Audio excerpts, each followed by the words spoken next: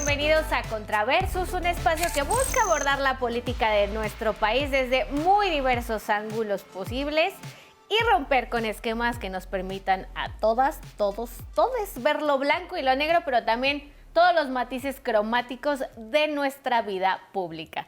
En este foro los acompaño yo, una servidora, Vianey Fernández, y Óscar Camacho. Óscar, gracias por acompañarme. ¿Qué tal? ¿Cómo estás, Vianey? Muy buenas noches.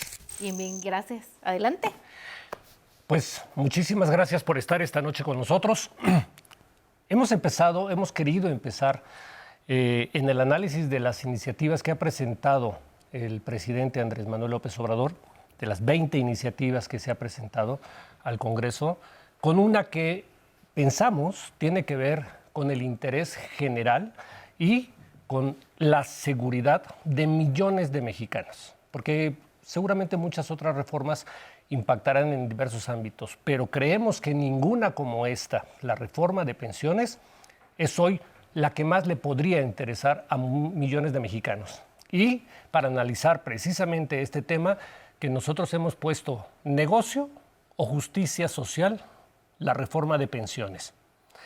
Vamos a entrarle a fondo, vamos a preguntarle a nuestros invitados que están hoy esta noche con nosotros y vamos a ver si tiene viabilidad esta reforma y cuáles son sus alcances realmente en este país. Pero antes de eso, ¿qué te parece, Benny, si vemos el perfil de nuestros invitados, quienes están aquí con nosotros? Contador, maestro en auditoría gubernamental, el diputado por Morena, Daniel Gutiérrez Gutiérrez, ha desempeñado varios cargos en su natal Oaxaca, tales como ser secretario del Trabajo del Gobierno del Estado, diputado federal por el Distrito 10 de Morena en la 64 Legislatura Federal e integrante de varias comisiones relacionadas con el presupuesto y la administración de las finanzas públicas. Tiene una amplia trayectoria en el sector financiero. Guillermo Samarripa Escamilla es economista, contador público y maestro en administración de empresas. Actualmente es presidente de la Asociación Mexicana de Administradores de Fondos para el Retiro, AMAFORE. Como sabemos, las AFORES son las entidades financieras que administran e invierten el ahorro de los trabajadores para su pensión al momento del retiro federal. Pues así es, esta noche nos acompañan el diputado federal por Morena, Daniel Gutiérrez Gutiérrez. Diputado, gracias por acompañarnos. Muchas gracias por la invitación.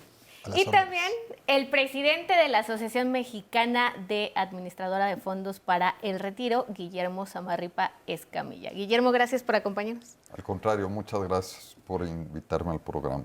Pues dos expertos en el tema, ¿no? De quien propuso la iniciativa, quien está detrás de esta propuesta del presidente Andrés Manuel López Obrador y quien desde el sector privado conoce cómo está el tema de las AFORES. Así es. 1997 marcó un antes y un después en el tema de las pensiones para los mexicanos. A partir de esa fecha, los mexicanos que tienen un trabajo formal tienen un acceso, digamos, a lo que hoy se conoce como un seguro a través de las AFORES, mediante cuentas individuales particulares. Cosa muy diferente a lo que había antes, que era una pensión solidaria, digámosle de esa manera, en donde a través de la ley del 73 y posteriormente la ley del 97 mantenía los ciertos principios de la solidaridad en cuanto a la posibilidad de tener una pensión digna. Después de esa fecha, en el gobierno del presidente Ernesto Zedillo Ponce de León, cambió el panorama.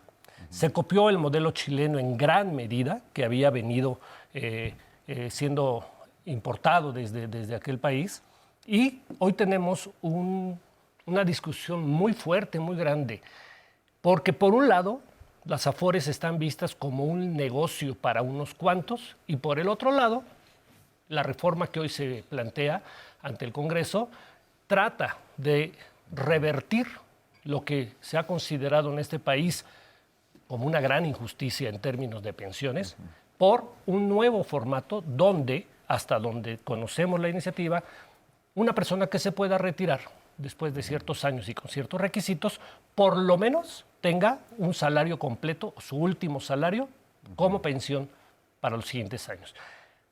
¿Qué panorama tenemos hoy y hacia dónde vamos? ¿Es hoy las AFORES un negocio o es un sistema justo de retiro para los mexicanos? Yo empezaría planteándoles eso porque es lo que tenemos. Veamos en qué punto estamos. Muchas gracias, Oscar.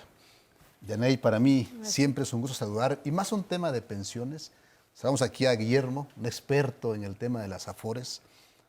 Efectivamente, tenemos para hablar de la iniciativa que envió el presidente el domingo 5 de febrero. Hay que conocer cómo está actualmente el sistema de pensiones en nuestro país. Tenemos dos tipos de pensionados, con la ley del 73 y con la ley del 97. ¿Cómo estaba la ley del 73? Se podían pensionar por dos vías, por cesantía y por vejez. Cesantía era que cumplían 60 años, hasta 64, con ciertas semanas cotizadas, 500 o promediado, de acuerdo a las 250 semanas, y en base a eso se podían pensionar. O bien, por vejez, 65 años, cumplió las semanas. ¿Y cómo estaba compuesto la aportación de aquel entonces? Era tripartita, aportaba por un lado el empleador, aportaba el trabajador y el Estado. Llega la reforma del 97 y a partir del 1 de julio del 97, todos los que se inscribieron a partir de esa fecha, hoy se pueden pensionar por tres vías. Uno, por la renta vitalicia, la otra por el retiro programado y el otro por la pensión mínima garantizada. ¿Y qué entendemos por la renta vitalicia? Es que el asegurado pague, contrate un seguro para su retiro en lo posterior. El retiro programado es el que aporta el empleador y el trabajador a través de las cuentas, en el caso las Afores administrados por el banco, y la pensión mínima garantizada es la que se genera un trabajador por salario mínimo que el Estado aporta lo que conviene. ¿Cuántos tenemos de cada uno? Aproximadamente, de acuerdo a los registros, tenemos casi 4.3 millones todavía de trabajadores de la ley del 73, 55.6 millones de cuentas de ahorros que están administrados por las Afores, por los bancos, y que en el presupuesto del año 2022, de los egresos etiquetados del presupuesto, se etiquetaron para la del 73 casi 441,000 millones de pesos. ¿Cuántos hay hoy en la cuenta de los ahorros individuales? Casi 6 billones de pesos. Y entonces, si hay esa cantidad, ¿por qué la importancia de esta reforma de pensiones? Porque al día de hoy, si un trabajador se pensiona con la ley del 97, pues solo puede disponer de lo que tiene ahorrado. Si esta persona tiene una vida más allá de lo programado, pues se va a quedar sin pensiones. Y la otra es que hoy te piden ciertas semanas cotizadas. Si no lo cumples, prácticamente tú puedes pedir lo que tienes al ahorro, pero no te vas a pensionar durante el tiempo. ¿Cuál es el objetivo de esta reforma que llegó el día 5 de febrero en la Cámara de Diputados? Pues el objetivo es que el trabajador se pueda pensionar, tal y como le dice, como el último mes de su salario. Y para que eso se dé, pues sí necesitamos que el Estado tenga intervenga para que aporte, porque si bien es cierto, si hoy revisamos un claro ejemplo, que tengamos un trabajador de salario mínimo que se pensiona y que alcance prácticamente 8,000 pesos, dice la ley, pues te vas a pensionar hoy con tu salario, lo que tengas tu ahorro más lo que pueda aportar el Estado. Pero ¿qué pasaría? ¿Qué pasaría? Imaginemos que una persona gane 25,000 pesos mensuales y que va a hacer de acuerdo a la reforma, con eso se pensionaría.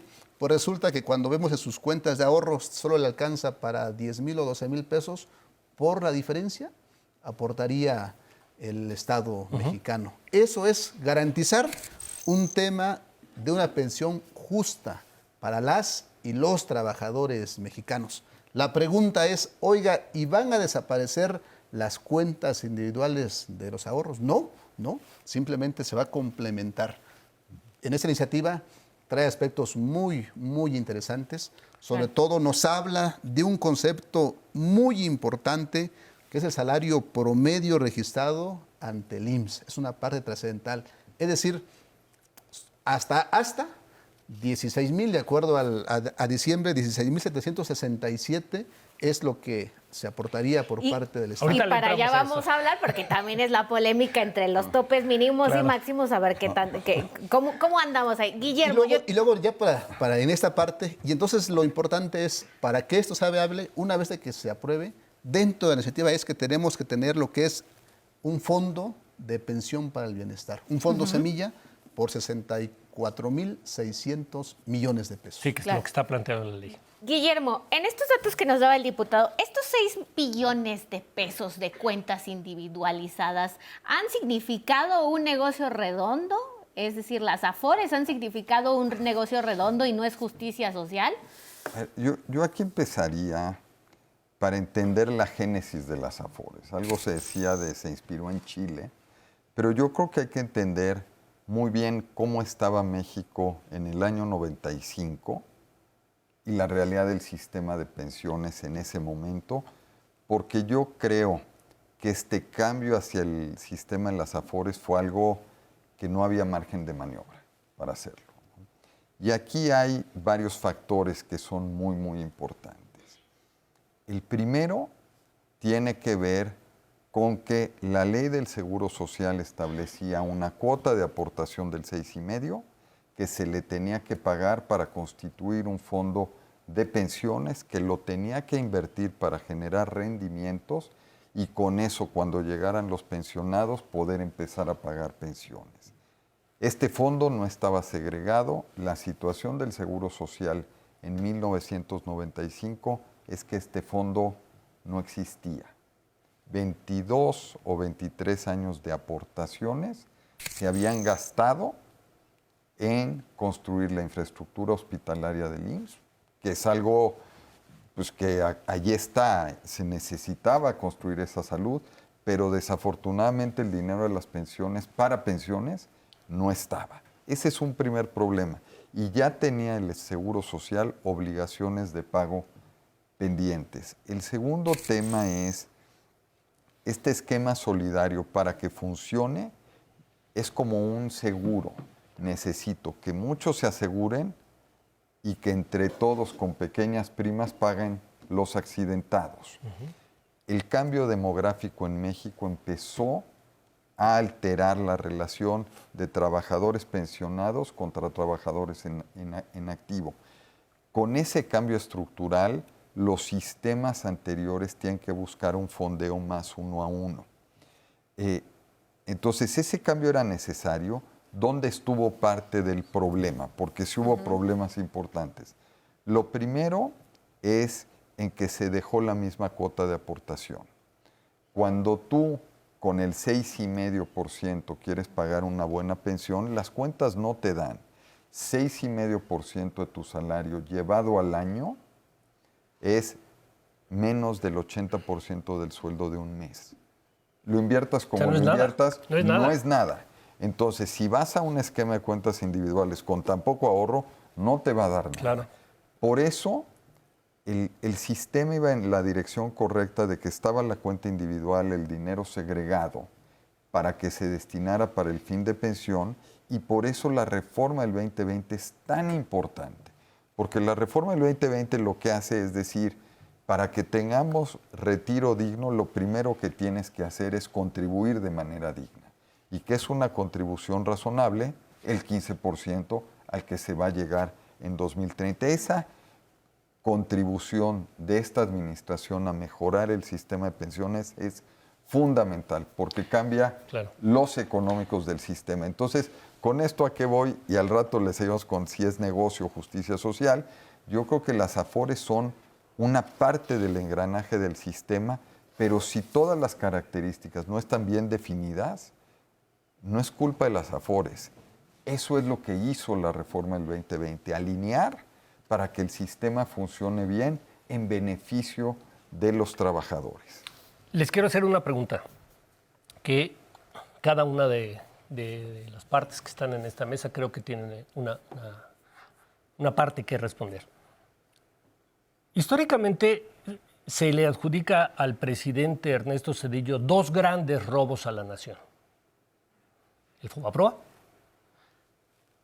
donde nos dijeron que no había de otra más que financiar a los bancos y no a los contribuyentes que tenían deudas. Es decir, no se les dieron créditos a los usuarios de la banca que tenían créditos, sino que se le dio directamente el dinero a los bancos. Y resultó un gran robo. Un gran robo para este país. Todavía lo estamos pagando. Hay más de 50,000 millones de pesos que se pagan solo de intereses, por lo menos. Pero el otro gran robo, y así se ha visto también, es la creación de las Afores, porque lo que se dice es que a la gente que trabaja le robaron el derecho a una pensión digna para darle el dinero a unos cuantos, el dinero de los que ahorran. A tal punto que hoy tenemos 5 billones de pesos en las Afores. 6. 6 billones. Eso es aproximadamente el 80% del presupuesto nacional de este país.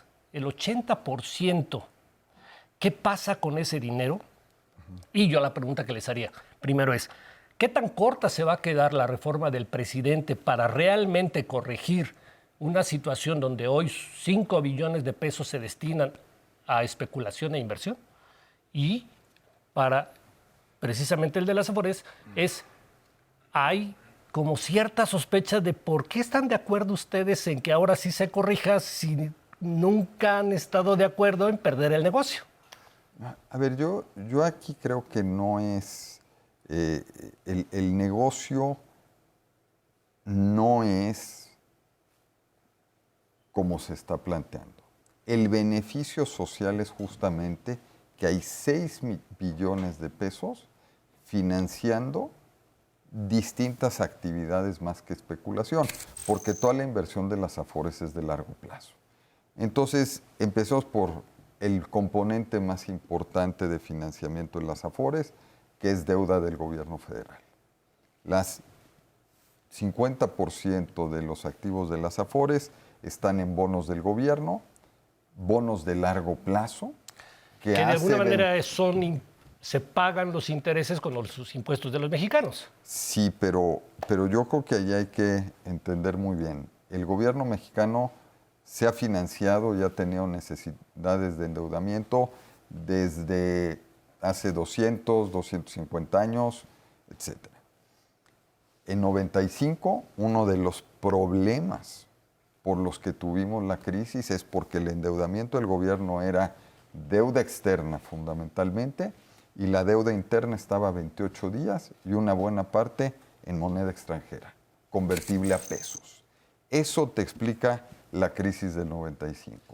Gracias al sistema de ahorro por el retiro, al desarrollo de los inversionistas institucionales como aseguradoras, hoy el gobierno de México se financia más en deuda interna en el país que en el extranjero, dándole solidez al manejo macro del país, número uno. Y número dos, tiene tomadores de papel de largo plazo, entonces se puede financiar a tasa fija a horizontes de 20 y 30 años que le permite manejar su deuda interna como lo hacen los países desarrollados. Entonces, este dinero que es endeudamiento del gobierno para otros fines, las Afores son un medio para que pueda tener estos beneficios de un perfil de deuda adecuado. Luego las Afores Permíteme también... que nos dé el diputado su punto de vista antes de irnos al corte para que seamos equitativos en la palabra. Para hablar de el origen de la deuda de nuestro país, hay que reconocer la historia precisamente desde el 88.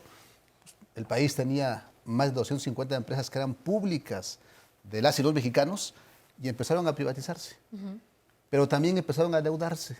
Por un lado, los temas electorales, por otro lado, inversiones que no eran tan viables, justificando que eran efectivamente la mejor receta poder privatizarse, y llegamos en el 94. En el 94, muy desafortunado, el gobierno de ese entonces pues tomó el ahorro de las y los trabajadores en el tema de pensiones y argumentaba que no, si se entiende que es un sistema de ahorro de los trabajadores con aportación, por un lado del empleador y del trabajador, era para que no se tocara, ¿no? Era administrado precisamente para las pensiones de cuando llegaran a jubilarse. Pues al tocarse, por otro lado, pero también, ¿qué pasó en el error de diciembre del 94 y posteriormente con el tema del FOBAPROA? Pues es que hicimos público las deudas de los privados. Pues hay que ver la lista, a quienes beneficiamos. Resulta que Daniel Gutiérrez pide una concesión de una autopista, pues algo que truena, y tú, Estado mexicano, pues me tienes que rescatar, porque si no se colapsa. Pasó con el tema de los bancos, entonces la deuda pública fue tanto. Hoy, ¿cuánto estamos pagando? Casi 64 mil millones de pesos en este presupuesto del 24 por servicios de la deuda o los intereses exclusivamente del tema del FOBAPROA. Llega la propuesta, la mejor opción, efectivamente se copia el sistema chileno de los sistemas de ahorro para el retiro. El problema es que desamparas al trabajador, porque solo le dices, ahora tú te vas a poder pensionar con lo que ahorras, pero como está el tema de los salarios en nuestro país, pues no alcanza. Simplemente el poder adquisitivo que está perdiendo cada día del ahorro, pues llegas que cuando a los 30 años, lo que tú tienes aparentemente en términos nominales, pues en términos reales es cada vez menos. Y la otra parte, pues es también reconocer el cobro alto de comisiones por el manejo de las afores. Hoy tiende a bajar, por supuesto. Yo estaba revisando que en este año van a tener un ahorro de casi 60 mil millones porque se van bajando las comisiones, pero inició con una tasa bastante alta, justificando de que fuera muy atractivo el interés. Pues hay que revisar, por ejemplo, los sistemas de ahorro que tienen los bancos. Si le están pagando casi 5%, 6% al año a los trabajadores, ellos al prestarlo está por lo menos el 40%, ¿no? Por lo menos. Y es ahí donde le decimos, ¿es negocio o justicia social? Diputado Guillermo, permítanos un segundo, vamos a hacer una pausa y regresamos con el debate.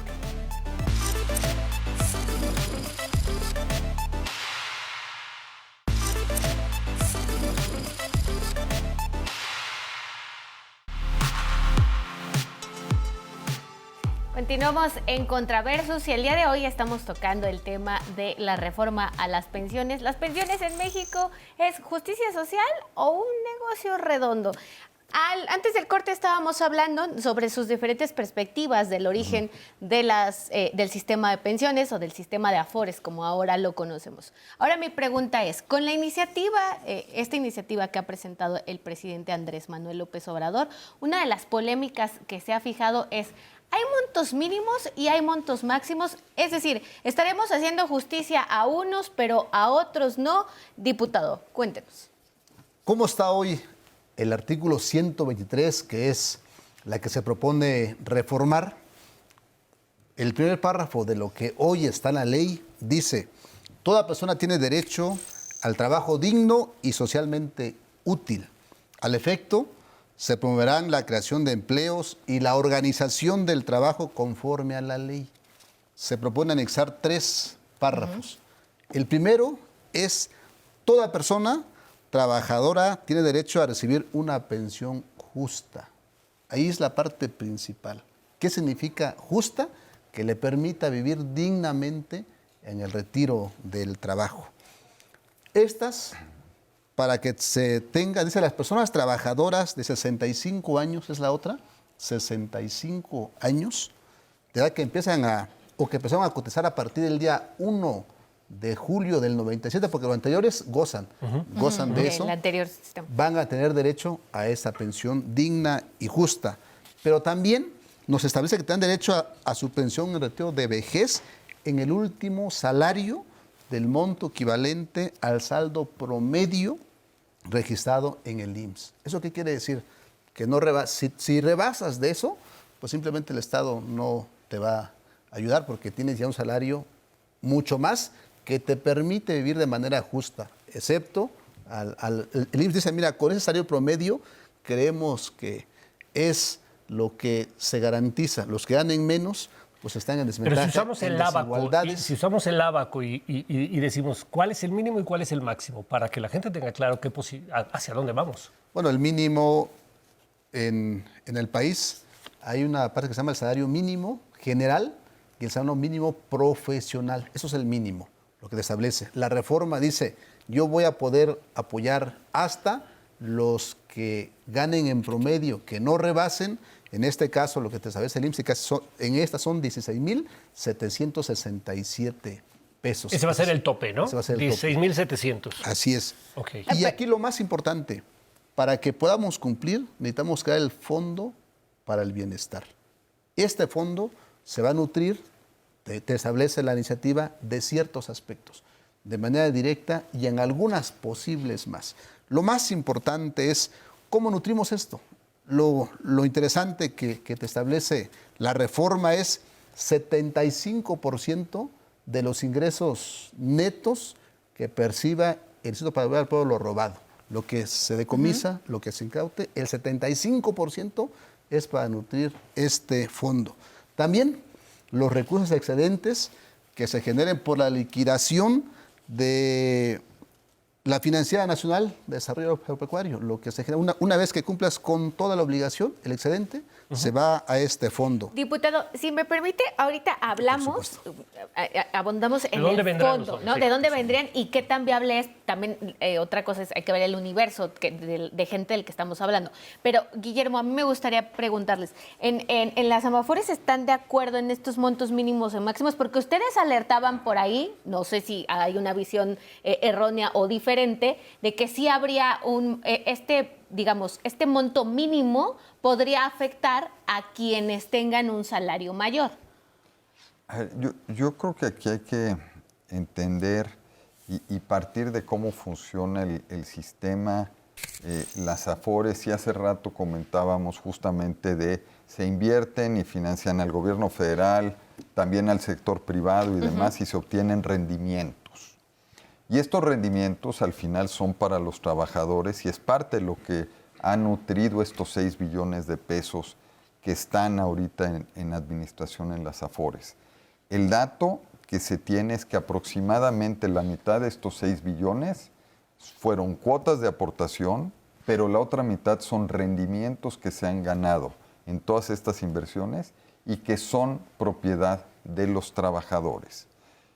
Lo que contrata el trabajador con las Afores es escoger dónde invierte y ya como decían hace rato, el cobro de la comisión está en un estándar internacional, que es lo que cuesta este servicio, y por otra parte los rendimientos son atractivos y cuando hace uno gráficas históricas y compara con rendimientos de bancarios, de otro tipo de instrumentos, las Afores dan rendimientos que son superiores.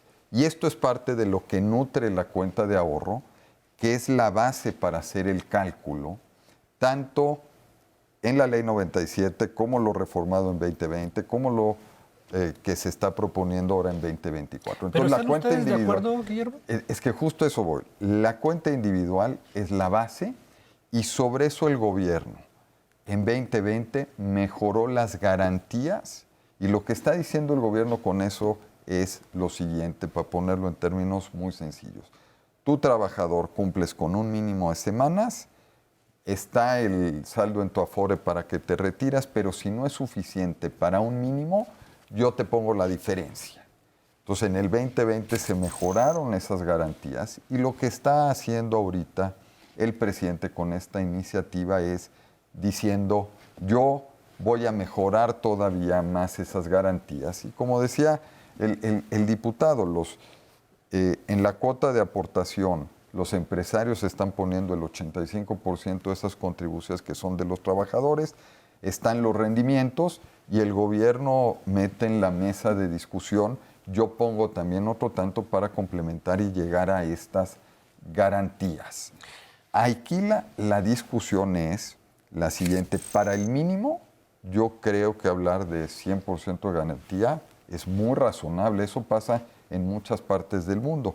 Lo único que hay que ver es si la propuesta del 16,000 es razonable, sobre todo ahí hay que considerar el tema de costo para el gobierno de esa garantía, ¿no? Entonces esa es parte de la discusión importante. Pero digamos, eso ya es asunto del Estado, ¿no? O sea, es decir, si el gobierno dice, yo me hago responsable y vamos para que el esfuerzo de un mínimo de 16,700 mínimo, o sea, no tendría que haber problema, ¿no?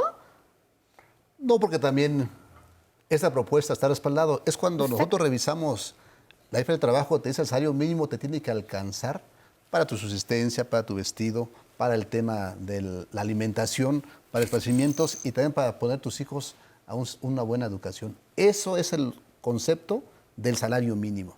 Hoy, ¿qué dice la iniciativa? Para nosotros el mínimo promedio tiene que ser 16,700, que creemos que con eso puede tener el que se pensiona un retiro digno, pues con una vida digna de retiro de jubilación, siempre y cuando arriba de eso, pues al final de cuentas ya no estás en el mínimo porque tú tienes otras condiciones que puedas hacer frente y que el Estado no te puede. Claro, el Estado igual no te ayuda, pero tú lo puedes hacer. Creo que sí hay que hacer una presión para que no se malinterprete aquí con los televidentes. Es hasta 16,700 pesos, pero si alguien gana el mínimo 7,500 pesos, se pensiona con el 100% de su salario de cotización, que son 7,500.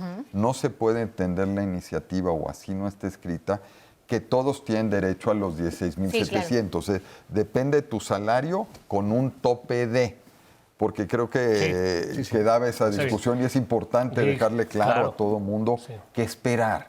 Porque lo peor que pasa en los sistemas de pensiones y en muchas otras cosas es crear expectativas que luego digan, a mí me prometieron 16,700 y te dan 8,000. Sí, pero aún así es beneficioso porque estamos hablando de que alguien, si gana ahorita 7,000 pesos al mes, se está retirando con el mínimo, que bueno, son como la mitad, que son como con 3,000 o 4,000 pesos al mes, ¿no? Hay muchísimos casos en ese sentido. Hay algunos que están pensionando ahorita con 4,000 pesos al mes. ¿Qué es lo que dice hoy? Por lo menos si tu salario mínimo son 7,500, te vas a sacar con 7,500. Si en tu cuenta de ahorro tienes 2,000 pesos, pues el Estado te va a poner para que tú llegues a los 7,000 pesos. Si tú recibes 25,000 pesos o 20,000 pesos y en tus cuentas de ahorro te da para 12,000, pues el Estado te va a subsidiar para que tú recibas máximo los 16,700 pesos. Sí. Ahora, permíteme. A mí me llama la atención algo y sí lo quiero poner sobre la mesa. ¿Por qué el gobierno siempre tiene que poner todo? Porque cuando hablamos del gobierno, hablamos de los impuestos de los mexicanos. No es un gobierno en sentido estricto el dueño del dinero, son los impuestos de los mexicanos.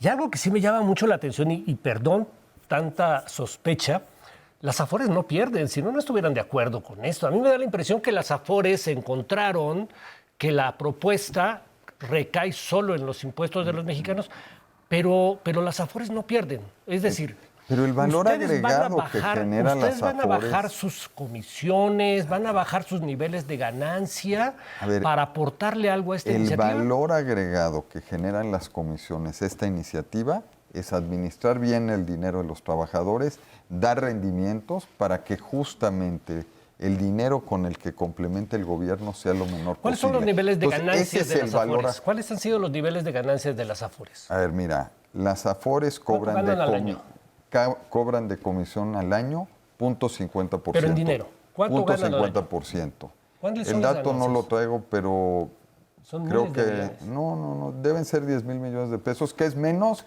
de lo que ganan varios bancos en lo individual. Lo cual Entonces, no significa que sea un monto menor en sí mismo. Es 10,000 millones con el dinero de otra gente por administrar. Aquí hay un tema que es muy importante. ¿Y no ponen nada para esta reforma? Aquí hay un tema muy importante que es lo siguiente. La actividad del sector privado, en cualquiera que sea, financiera, comercial y demás, los empresarios se están arriesgando y están dando un servicio y hay una rentabilidad que es razonable. Pero ahí el Y dinero todo no es de mundo- ustedes, no arriesga nada el empresario, se la regalaron. Pero el tema es qué valor agregado le das, rendimientos. Cuando ves los rendimientos de las Afores en las cuentas de los trabajadores, que es superior a las opciones de inversión en otros intermediarios financieros. Pero si fuera ahí suficiente, les no está- tendríamos necesidad de ahí- una reforma. ¿Estás de acuerdo con eso? No, claro que no, porque este es un sistema en el cual lo que sacas depende de lo que metes. Si en el esquema original de 97, con el 6,5, hagas lo que hagas en cuestión de rendimientos, no te da para sacar buenas pensiones. El 6,5 era totalmente insuficiente. El 15% actuarialmente, con una buena densidad de cotización y rendimientos reales, que serían del 5%, que es CETES más 5, te da para tasas de reemplazo del 60-65%, que son muy competitivas. Pero, Guillermo, déjame decirte algo. En la realidad, hay millones de mexicanos que no ganan para retirarse con más que 4,000 pesos. ¿Cuánto gana de ganancia un dueño de Afore? O sea, veamos cómo es la distribución de la riqueza en este país. Proporcionalmente respecto a los recursos administrados, la comisión es muy baja. Es 0.5 y es competitiva a Pero nivel hablas de 5 internacional. billones. Digo, si fuera más alta ya digo... No, pero No, a ver, mira, cuando revisamos, eso es por lo que ejemplo, el cuesta, tema. eso es lo que cuesta el servicio y lo que hizo el presidente en la reforma del 2020, que yo creo que fue algo duro para la industria, pero al final fue algo, creo yo, se logró un compromiso político y eso viene en la exposición de motivos de la iniciativa. Es decir, se logró un acuerdo para que lo que se cobre al trabajador de aquí en adelante sea el precio internacional de este servicio. Le voy a dar la palabra al diputado, pero nomás una pregunta con sí o no. ¿Ustedes bajan sus ganancias? ¿Van a bajar sus ganancias con esta iniciativa? A ver, en esta iniciativa... No, pero dime sí o no. No, hay que dar el contexto, porque el sí o no vale. No, sí, el tema ¿cómo es no? el contexto y la explicación. Bueno, en Lo el demás mercado- que cada quien saque sus conclusiones. En el mercado, pues realmente cuando revisamos todas las comisiones de los bancos, pues en el país es donde mejor les va a los bancos. 10,000 millones de utilidades casi por banco. Igual el tema de las Afores valdría mucho. Nosotros hemos analizado y vamos seguramente a presentar en los próximos días una propuesta para poder, si no regular, pero sí topar las comisiones. Porque efectivamente entre más alto es la comisión en el tema de las Afores, por el monto que significa. Y luego también ahorita hay muchas cuentas individuales que muchos trabajadores no lo van a reclamar. También necesitamos revisar el destino. ¿Qué va a pasar con esas cuentas individuales? Porque algunos trabajadores cotizaron cierta semana o ciertos años, no siguieron y están en las cuentas individuales administradas por las Afores. Hay que darle un tratamiento a eso. Seguramente habrá en su momento. Pero ahí la ley es muy analizarlo. clara, diputado. La ley es Dice claro. que ese Hoy la derecho es iniciativa también- imprescriptible del trabajador. Es ¿A imprescriptible, poco van a cambiar pero el pasará. que sea Imaginemos que un imprescriptible? trabajador- Ustedes no quieren que les quiten lo de esas imaginemos cuentas que no se pueden. No, el la tema ley es te dice que ese es dinero es de imprescriptible. los trabajadores. Pero hay un porcentaje. Pero el el trabajador dinero se se lo queda lleve. ahí. Sí, pero hay un Ah, porcentaje. caray. Estoy de acuerdo, pero hay un porcentaje. es otra Estoy de cosa. acuerdo que eso no se puede. Estoy de acuerdo que no. Pero imaginemos que por cierto porcentaje de trabajadores no cotizaron, no llegaron, no solicitan sus ahorros que están en las Afores, yo estoy seguro que hay un porcentaje importante, por lo menos 4 o 5%, que se van a quedar ahí en las cuentas. La ley te dice que eso no se puede tocar porque le pertenece al trabajador, pero con el tiempo, sabrán, es como las cuentas que de repente encontramos en instituciones bancarias, que hay cuentas que nunca son reclamadas, ¿no? Y la pregunta es, ¿y eso con quién ¿A se dónde queda? va? Entonces hay que darle un análisis. Sí, Me queda porque claro está que el tenemos- dinero existe y está en el existe. banco. No se puede tocar, es cierto, ni por el Estado. Aquí hoy, ¿qué dice la iniciativa? Si tenemos una cuenta que no es movible por 10 años, lo voy a poder nutrir al fondo, pero también con la garantía de que si llegan a reclamarlo, se tiene que reintegrar. Yo creo que veo viable la posibilidad. Ya que menciona esto, diputados, más rápido, ¿qué requisitos se van a tener que cumplir para que una persona pueda jubilarse con una pensión digna con esta reforma? Es decir, ¿es a los 30 años, 25 de trabajos, tantas semanas? ¿Y qué universo de gente es? Una es 65 años. 65. Esa es la pensión, dice que haya cumplido 65 años. Para que toda la gente sepa. O bien 60, pues ya de manera proporcional, te dice en el tercer párrafo de la iniciativa. Que es Tal y como está hoy el tal y como régimen, está hoy el 60 o régimen. 65. Así es, 60 y ¿no? 65. Eso no cambia. No cambia. En base, ahí está. También estaba la propuesta de la iniciativa. Bueno, lo que tenemos en el 97 es que iba subiendo, hubo una reforma de 825 semanas cotizadas a 1,000 para llegar al 31. Hoy van a tener ciertas situaciones, pero efectivamente vas a ir cumpliendo la edad, por un lado, por el tema de vejez, y la otra en semanas cotizadas. Entonces creemos que es una propuesta muy, muy viable, por supuesto. ¿No hay número mínimo de semanas cotizadas? ¿O Yo cómo creo que queda lo que se está número mínimo? diciendo es, no está cambiándose los requisitos de elegibilidad Sí. para una pensión. Así es lo que Sigue. entiendo que Siguen dicen así. los Ah, ok. diputados, Sigue estando. siguen vigentes. ¿Qué dice hoy? Para que tú tengas derecho a esta, tienes que haber cumplido 65 años. Siempre y cuando cumplas con los requisitos que te establece Eso para no que lo tú están puedas cambiando. pensionarte. Si no cotizaste las semanas, pues tienes opciones. Una es que pidas la devolución, que te establece tenga muy claro el tema de la ley y del procedimiento. Bueno, Es un tema muy importante para mexicanos. ¿Cuántos mexicanos se van a ver beneficiados? Tenemos hoy, Potencialmente. de acuerdo, hoy, yo les comentaba que quienes tienen cuentas individuales son casi 55.6 millones. Hay unos que son hasta 70 millones porque están las cuentas duplicadas y, bueno, necesitamos un análisis muy concreto. Si revisamos hoy el informe que presenta el gobierno federal de cuántos afiliados tenemos al IMSS, casi 22.5 millones de afiliados. Entonces, habrá un porcentaje importante. Hoy, ¿cuántos? Pues, comentábamos aquí con el experto y que conoce el tema de las pensiones AFORES, ¿cuántos tenemos los pensionados con la ley del 97? ¿No decía 72,000? 72,000. Entonces, ya con la ley esto 97, creemos que lo 72,000 fuerte personas. empezará a partir del 2034, 35, por ahí empezar.